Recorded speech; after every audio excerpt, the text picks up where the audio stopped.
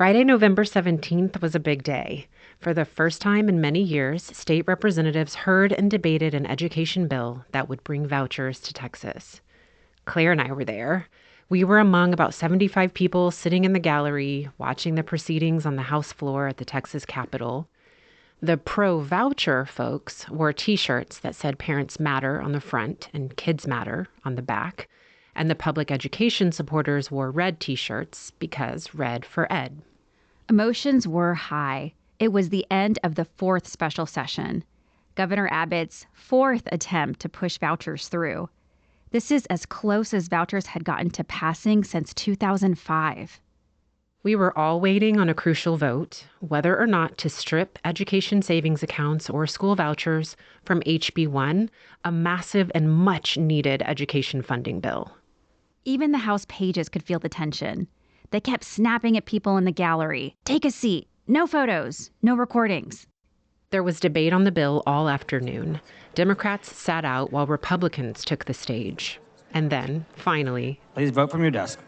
They took a vote.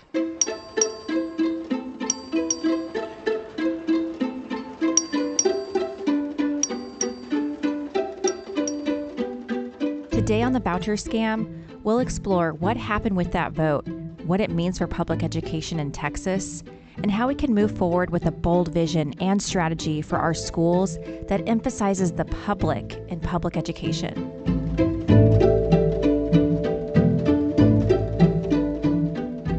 Representative Brad Buckley, the sponsor of the bill, had presented it as an everybody wins option.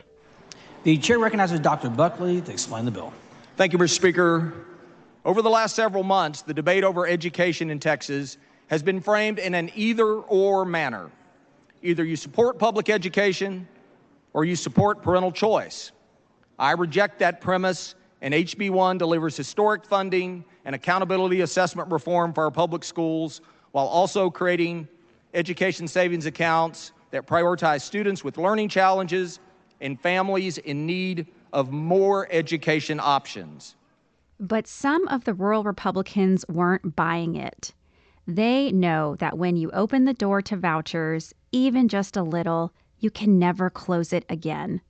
Representative Darby, I've been around here a long time. I don't believe I've ever seen anything that we created that cost money ever shrink. It's going to grow. Representative Frank said, it's only $500 million. You know, just have this little lollipop, kid. It's just a small bite. It won't hurt you. Take one drag, take one hit. For over 3 hours, Republican state representatives argued over what Texas school children need in order to succeed. As usual, the pro-voucher folks framed the issue around parental choice and market competition. Choices and competition make everyone stronger. And what the ESAs bring to this bill is a level of accountability and a level of competition that is best for parents, it's best for students. Yes, we need to make sure that our schools are fully funded. And I know that competition will ensure that all boats rise, that all students are not failed. Who are the customers of the public school system? Who are those customers, sir? Again and again, the pro-voucher representatives emphasized that public education needs to be seen through the lens of competition, choice, and customers. Jennifer Berkshire, a public education policy expert, believes that because we are conditioned to understand the world through the frame of the market, we are primed to accept that society should almost always function like a business. Our attraction to the idea of a marketplace in America runs so deep. Decade after decade, we'll hear politicians talk about how you can go to the store and find chocolate milk, strawberry milk, milk for people who don't drink milk. Why can't we have that same vision for our schools? And a lot of people hear that and they think, well, that doesn't sound so bad to me. But then when you actually start to think about it, very quickly the problems emerge that school is not the same as milk. You don't just experience and benefit from school as an individual consumer. Because we're all so caught up in the mentality of consumerism, the line between public goods and private commodities can get blurry. One way Nicole and I think about public goods is by asking the question, does this affect everybody? For example, who in Texas can forget the statewide power outages of February 2021?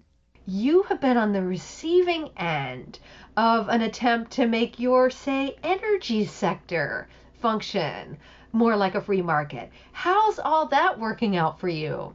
The idea that somehow your need for energy only affects you as an individual consumer, that simply isn't the case. The more you think about what we get from public education, the less the market vision really makes sense. Rebranding public education as a commodity that serves the customer taps into our deep history of rugged individualism. We've convinced people, no, as long as you get what you want, that's in the public interest. It is not. That's Gloria Ladson Billings, professor emeritus at the University of Wisconsin and expert on public education equity. And as she says, one of the ways to illustrate the value of public education is to stop and think about what happens when schools leave a community. When you close a school, you really are pointing towards the destruction of a community. Because the school is a place where people from very different perspectives, backgrounds, interests come together. So maybe this sounds a little technical, but one definition of a public good is that it's non-competitive and non-exclusive. That means it's there for everybody. Public transportation, libraries, emergency services. These are baseline expectations for a healthy, functioning society. In our view, public education very much identifies as a public good. On November 17th, voucher proponents argued that individual choice trumps collective need for public education. As we watched the House members debate, we had no idea how the vote would go. Would we end the day with education savings accounts? And what would that mean for public schools in Texas? The truth is, debates about public education have been at the center of American democracy from the beginning, though the exact vision has evolved since the original founding. Back in the earliest days when the country is getting off the ground, education is private. It's something that well-to-do families fund for themselves. In 1787, nobody was thinking about the education of the common people. The common people did what their parents did. And if your dad's a farmer, you're a farmer. There was no system of public education for the common people. Fortunately for us, some of the founding fathers, specifically Thomas Jefferson, recognized that our country's success depended on more than just the wealthy population being educated. You know, we're also going through this process of building the democracy. And so you see a lot of people who are understanding that if we're going to be self-governed, that educating people for citizenship is going to be absolutely key. You can't have a system where the only people who are getting educated are the people who can afford it. Voucher proponents have a deep allegiance to free market principles, and much of that thinking was pioneered by the famous American economist Milton Friedman. Milton Friedman, who is a famous libertarian economist, he is the winner. His original vision of school vouchers is triumphing right now. The key thing that you need to know is that part and parcel of his vision was that parents should pay for public schools themselves. Milton Friedman in the mid-1950s, and of course it is no coincidence that it comes on the heels of the Brown decision, when it turns out that public schools are going to have to make some effort to desegregate. Vouchers sounds very appealing to some groups of people. Friedman could accomplish two goals with education vouchers. One, they were a legal way for parents to avoid having to send their children to integrated schools. And two, it championed the idea of viewing public schools as an individual good. Parents get their vouchers and shop around for the best schools. But there are real problems with reframing public education as an individual good versus a public one. When we shift into framing things as individual, it tips the balance in favor of the wealthy and their agenda. That's exactly how we treat higher education. And so one thing we really have to think about is that we're at a time where the influence of particular kinds of wealthy people is at Gilded Era levels. If you are enormously wealthy in this country, you're able to have an impact on politics, national, state, and local, that, that really blunts a lot of our collective demand for things like more investment. Back on the House floor, anti-voucher rural Republicans argued that vouchers weren't in the public's best interest. Here's Representative John Raney, who carried the amendment to strip vouchers from HB 1, the education bill. I am by no means a public education expert, but I believe in my heart that using taxpayer dollars to fund an entitlement program is not conservative, and it's bad public policy. I want to hold up the education code. Representative Raney held up a thick, hardbound book. Expanding government to find choice programs for a few without accountability of this code undermines our constitutional and moral duty to educate and protect the children of Texas. Members, this should not be a political vote that makes someone across the hall, across the street, or in a town other than your district happy. He urged his fellow representatives to vote for what their own districts and communities needed. We are sent here to vote our districts. I ask that you join me and vote your district. And finally, they took a vote. Members, please vote from your desk. Please vote from your desk. So there's this huge board on the wall of the House floor, and it has a bunch of little lights, and the lights turn red or green when a representative votes for or against a bill. The board started lighting up. All the votes were coming in. You could hear ding, ding, ding, ding. And I saw a ton of green lights pop up on the board, and I thought, I think this is good. And then it all happened so fast. There have been 84 ayes and 63 nays. The amendment to the amendment is adopted. We all kind of looked at each other like, wait, what does this mean? Wait, what did he just say? And also the acoustics weren't great. It's this huge room. Everyone's like, what's going on? What's the vote? Did vouchers fail? Eventually, a woman near us said, I had to phone a friend who's watching it, but we're good. They let me know that we're good. Vouchers had been stripped from the bill. A voucher program in Texas would not move forward.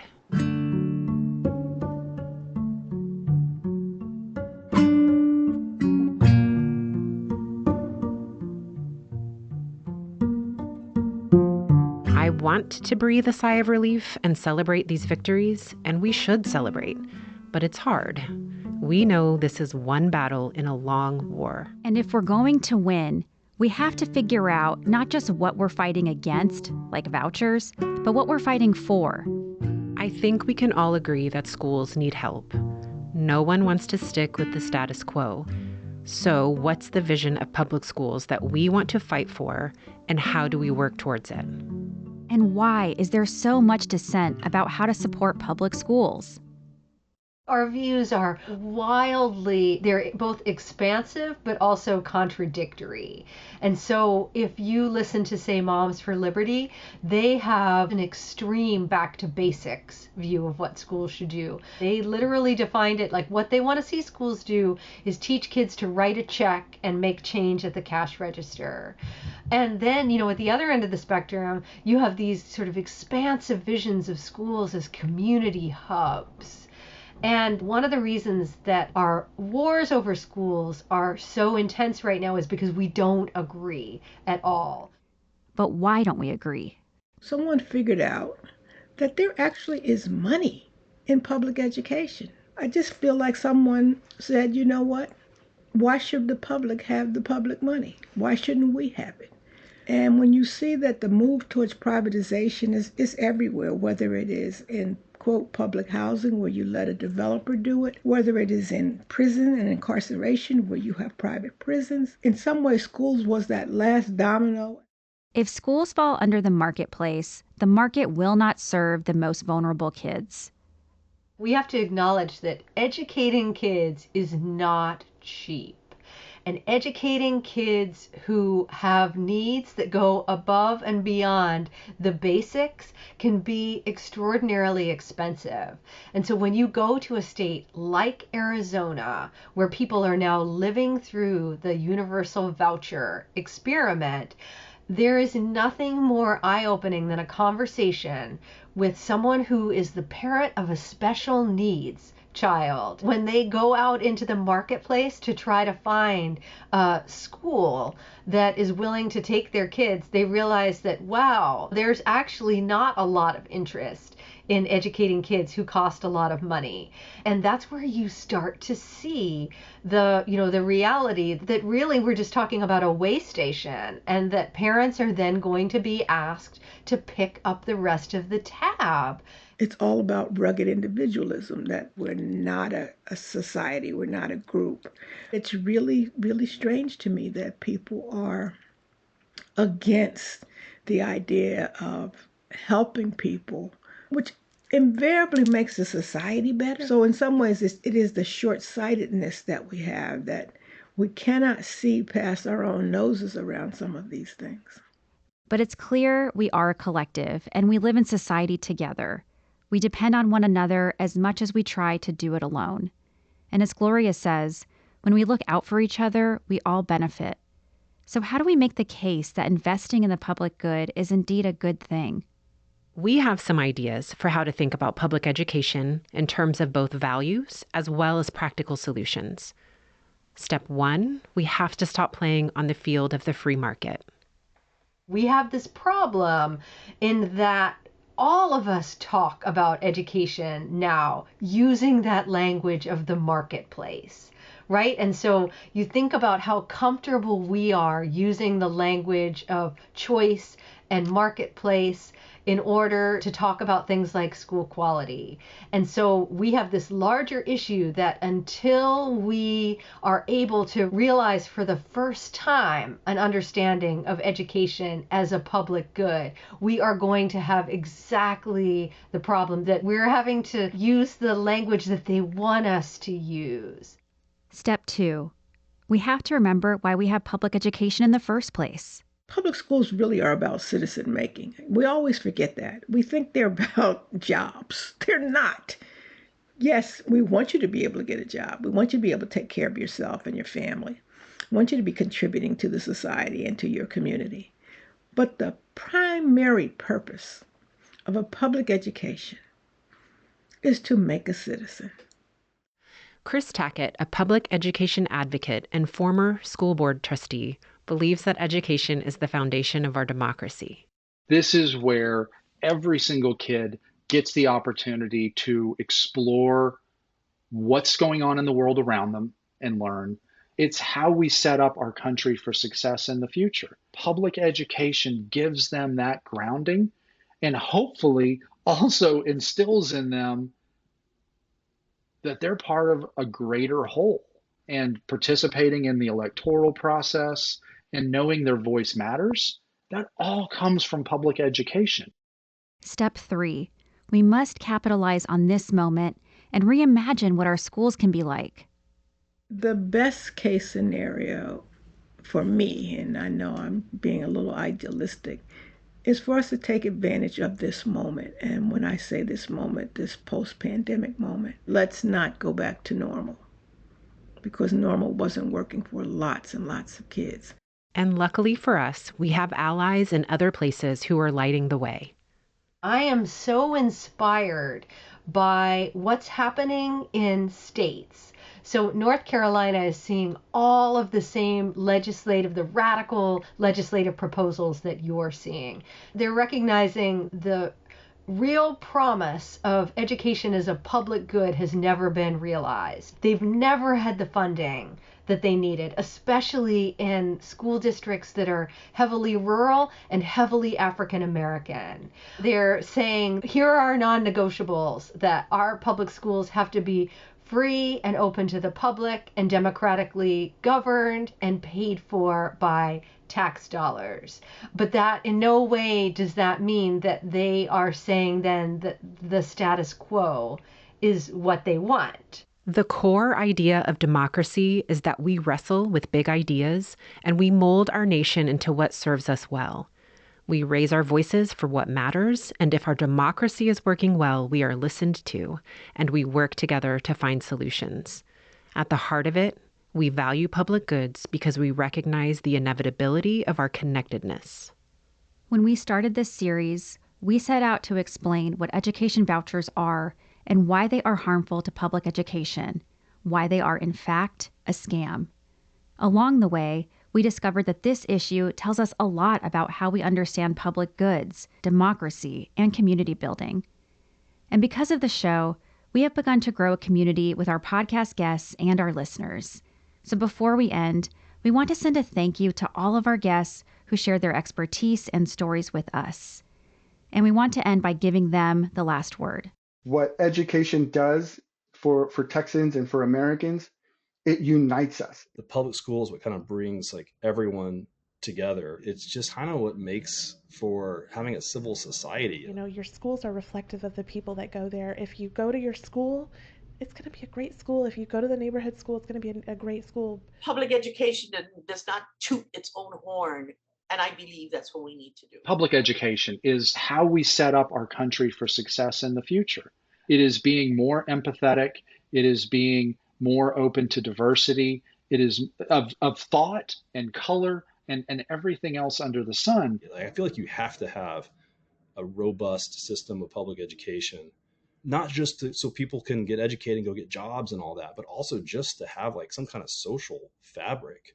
It is the tie that binds us together as Americans, as Texans. And the only way that we can be divided as Americans in this moment is by taking away the things that we cherish and hold dear together. The best gift I can give a kid is an education. That's the best gift I can give them.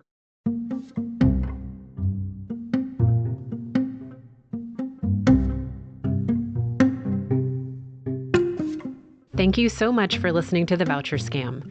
For more information about how you can support public education in Texas, check out our resource guide.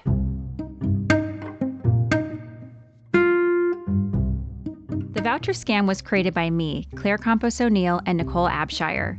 Our producer is Michelle Dallenberg. Michael Osborne provided production oversight. Heather Stewart is our audio engineer. We use music from Blue Dot Sessions and APM Music. Special thanks to 14th Street Studios and Ever Calderon at Dawa Studios. The Voucher Scam is a production of the Mothers for Democracy Institute.